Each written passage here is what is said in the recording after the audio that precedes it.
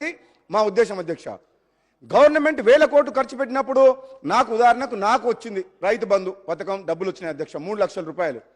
అవసరం అధ్యక్ష, ప్రభుత్వం 3 లక్షల రూపాయలు రాజగోపాల్ రెడ్డి గారు, నాకు వ్యవసాయం, నాకు ల్యాండ్ ఉంది, తాతల నుంచి వచ్చిన ల్యాండ్ ఉంది అధ్యక్ష, 3 లక్షల రూపాయలు నా అకౌంట్లో పడ్డాయి అధ్యక్ష.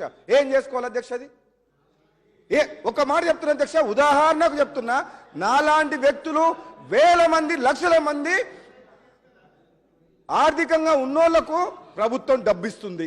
ఎందుకోసం ఇస్తుంది? ఈ ప్రజా సొమ్ము పేదల కోసం, నిజమైన పేద రైతులకు కావాలి. నేను ఆ 3 లక్షల రూపాయలు నేను ఒక్క నిమిషం ఆగండి, నా 3 లక్షల రూపాయలు ఏం చేసిన అధ్యక్ష, మా ఊర్లో ఉన్న పేదలకు వచ్చినప్పుడల్లా ఒక లిస్ట్ రాసి పంచిపెడుతున్నా. ఈ విధంగా ఎంతమంది చేస్తున్నారు అధ్యక్ష? నేను అనేది ఏంటంటే, మీ ద్వారా ఇది చాలా ఇంపార్టెంట్ సబ్జెక్టు. గవర్నమెంట్ సొమ్ము, ప్రజల సొమ్ము ప్రతి పేద రైతుకు అందాల్సిన అవసరం ఉంది.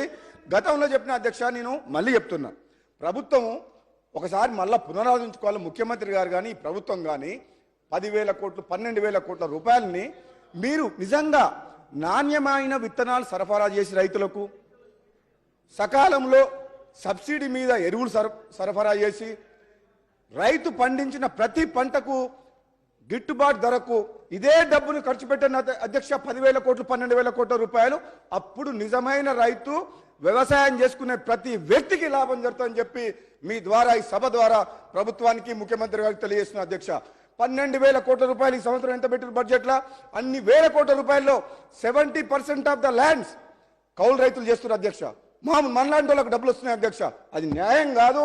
నిజమైన పేద రైతుకు పోవాలంటే మాత్రం విత్తనాల విషయంలో, ఎరువుల విషయంలో, పండించిన పంట విషయంలో అదే బడ్జెట్ని మీరు రైతులకు ఇవ్వండి అధ్యక్ష.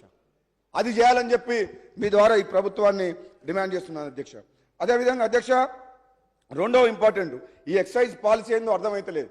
2014-15లో తెలంగాణ రాష్ట్రం ఏర్పడినప్పుడు మన ఎక్సైజ్ మీద ఆదాయం ఎంతుండే? 3,500 కోట్లు మన తెలంగాణ రాష్ట్రం ఆదాయం. ఈరోజు 2021 లాస్ట్ ఇయర్ 18,000 కోట్లు అంట. 2021కి 20,000 కోట్లు టార్గెట్. ఇదేంది అధ్యక్ష? ఇదేం అధ్యక్ష? దేశం కోసమా, ప్రజల కోసమా టార్గెటా?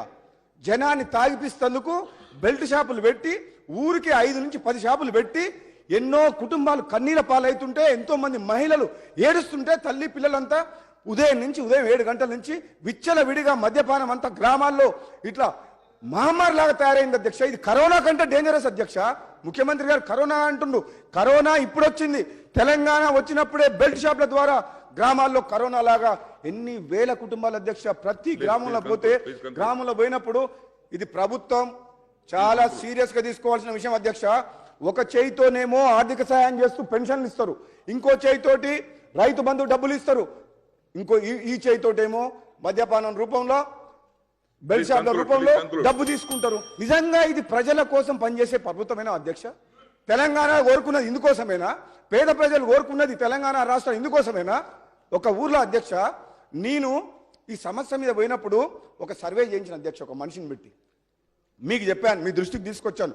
ఇది చాలా ఇంపార్టెంట్. కొన్ని లక్షల కుటుంబాలకు సంబంధించిన